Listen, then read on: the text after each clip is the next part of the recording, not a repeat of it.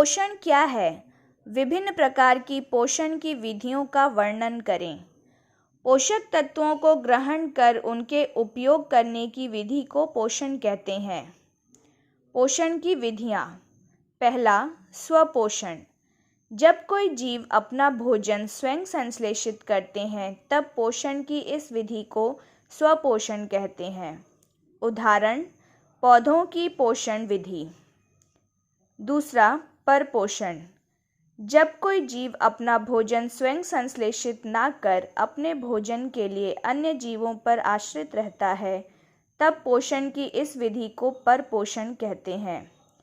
उदाहरण, मानव, अमीबा, मेंढक आदि की पोषण विधि। यह मुख्यतः 3 प्रकार का होता है। पहला, परजीवी पोषण।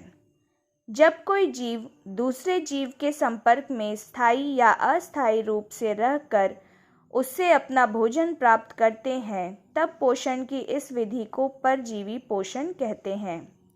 उदाहरण, मच्छर, फीताकृमि, अमरबेल आदि की पोषण विधि। दूसरा, मृतजीवी पोषण।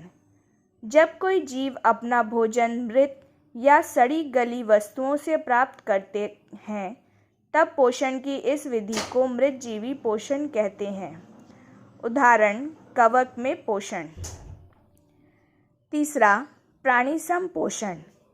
जब कोई जीव अपना भोजन ठोस टुकड़ों या तरल के रूप में ग्रहण करता है तथा उनका पाचन शरीर के अंदर करता है तब पोषण की इस विधि को प्राणी संपोषण कहते हैं।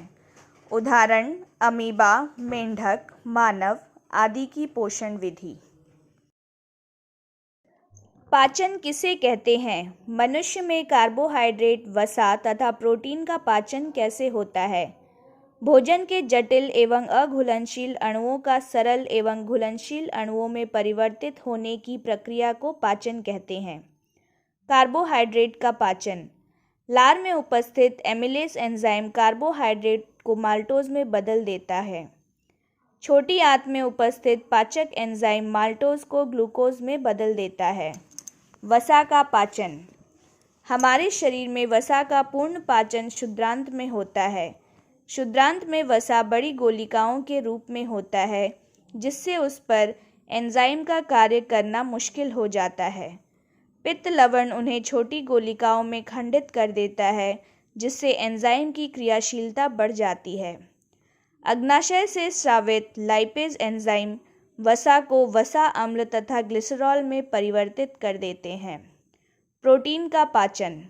जठर रस में उपस्थित पेप्सिन एंजाइम प्रोटीन को पेप्टोन में बदल देता है। अग्नाशय द्वारा स्रावित ट्रिप्सिन एंजाइम पेप्टोन को एमिनो अम्ल में बदल देता है। भोजन के पाचन में लार, अम्ल तथा पाचक एंजाइमों की क्या भूमिका है? लार भोजन को गीला करता है तथा इसमें उपस्थित एमिलेस एंजाइम भोजन में उपस्थित कार्बोहाइड्रेट को माल्टोज में बदल देता है जो सरलता से अन्य भागों में पाचित होता है। आमाशय में पाए जाने वाले एंजाइम भोजन का पाचन अम्लीय माध्यम में करते हैं।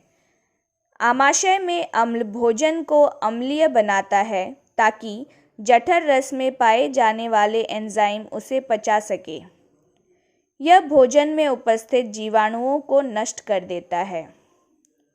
पाचक एंजाइम उत्प्रेरक क्रिया द्वारा भोजन के जटिल अणुओं को सरल अणुओं में खंडित कर देते हैं जिससे वे घुलनशील हो जाते हैं और शरीर में उनका अवशोषण हो जाता है।